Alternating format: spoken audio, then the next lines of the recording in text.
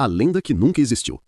Todo mundo conhece a história. A coxinha foi criada para um príncipe que só comia coxas de frango. É uma boa história. O problema é que ela provavelmente nunca aconteceu. Não existe nenhum documento histórico que comprove essa origem, nenhum registro de corte imperial, nenhuma receita datada do século XIX. A lenda do príncipe Pedro Augusto apareceu pela primeira vez em artigos de jornal dos anos 1950, mais de meio século depois do suposto evento ter acontecido. Mas a coxinha existia muito antes disso. Só ninguém sabia ao certo de onde veio.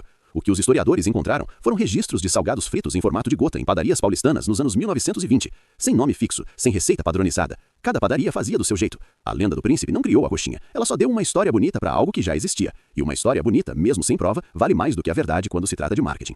A coxinha virou símbolo nacional com uma origem inventada. E isso diz muito sobre como a cultura alimentar funciona. As pessoas não querem saber o que é verdade, querem saber o que faz sentir algo. A massa que não deveria funcionar. A massa da coxinha é tecnicamente absurda. Farinha de trigo cozida diretamente no caldo de frango fervente. Isso cria uma pasta densa, pegajosa e difícil de modelar. Qualquer padeiro europeu do século XIX teria descartado essa técnica imediatamente. Mas o caldo de frango faz algo que a água não faz. Ele carrega colágeno, gordura e proteína dissolvidos. Quando a farinha absorve esse líquido em alta temperatura, o amido gelatiniza de forma diferente. Cria uma elasticidade que a massa normal com água nunca alcança. É por isso que a massa da coxinha aguenta a fritura sem estourar. A casca fica crocante por fora e macia por dentro ao mesmo tempo. Sem o caldo, a textura colapsa. Vira uma massa borrachuda que seca rápido. O segredo da coxinha não é o frango, é o líquido que cozinhou o frango. A maioria das receitas caseiras erra exatamente aqui. Usam água no lugar do caldo e ficam se perguntando por que a massa não fica igual à da padaria. A padaria não tem segredo de família, tem química de caldo. E tem mais, a proporção entre farinha e caldo muda completamente o resultado. Massa mais seca fica crocante e aguenta mais tempo exposta. Massa mais úmida fica macia, mas murcha em minutos depois de fritar. Cada padaria calibra essa proporção como um segredo de produção. O formato que não foi escolhido por acidente. O formato de gota da coxinha parece só estético. Não é. É engenharia de fritura. Uma bolinha frita de forma irregular, partes mais grossas cozinham mais devagar que as finas. O formato de gota distribui a massa de forma que a ponta fina frita primeiro e sela o recheio. A base mais larga termina de cozinhar enquanto a ponta já está no ponto. O resultado é cozimento uniforme, sem precisar controlar a temperatura com precisão. Isso foi essencial nas primeiras padarias que não tinham termômetros de óleo. O formato resolvia um problema técnico que o equipamento não conseguia resolver. As variações que viraram outros produtos. A coxinha de frango é a versão que todo mundo conhece, mas é só uma de dezenas. Em Salvador, existe a versão com vatapá no recheio. Mesma massa, recheio completamente diferente. Dendê, amendoim, camarão. O sabor é tão distante da versão paulistana que parece outro salgado. No Nordeste, versões com carne de sol apareceram nas feiras livres nos anos 1980. Mais salgada, mais intensa, sem catupiry. Os paulistanos que provam pela primeira vez acham que está errada. Os nordestinos acham que a versão de São Paulo é sem graça. Nenhum dos dois está errado. São produtos diferentes com o mesmo nome. Nos anos 2000, surgiram versões doces. Coxinha de chocolate, de brigadeiro, de doce de leite, usam a mesma técnica de massa e fritura. O recheio é o oposto do original.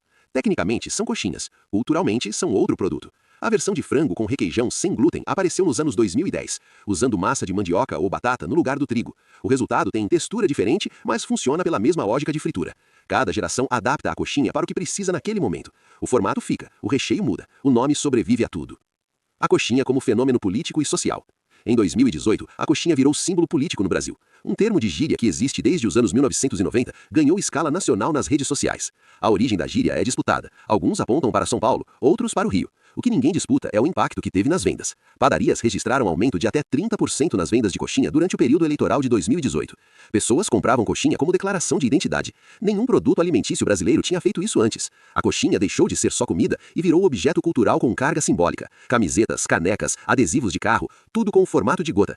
Nenhuma marca pagou por isso. Nenhuma campanha foi planejada. A coxinha simplesmente absorveu o momento e saiu maior do outro lado. Isso é o que separa um alimento de um símbolo cultural. Um alimento alimenta. Um símbolo representa quem você é. A coxinha conseguiu ser os dois ao mesmo tempo e continuou sendo vendida nas padarias dos dois lados do debate.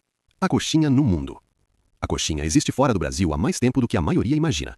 A diáspora brasileira levou a receita para Portugal, Estados Unidos, Japão e Inglaterra nos anos 1980 e 1990. Em Portugal, foi adotada por padarias brasileiras e hoje é comum em Lisboa e Porto. Os portugueses que experimentam pela primeira vez comparam com o pastel de nata, completamente diferente, mas com o mesmo papel cultural. No Japão, entrou pelos restaurantes brasileiros em cidades como Hamamatsu e Shizuoka, onde a comunidade Nikkei é enorme. Os japoneses adaptaram a receita com frango temperado no estilo teriyaki. Mesma massa, outro recheio, outro país. Mesma lógica.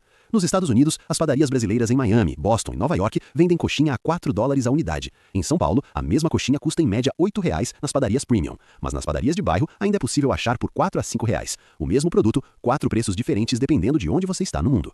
A diferença não é a receita, é o contexto cultural em volta dela. Em Nova York, a coxinha é exótica. Em São Paulo, é cotidiana. O mesmo produto vale mais onde é raro e menos onde é comum. Essa é a economia da nostalgia. O que a coxinha realmente é?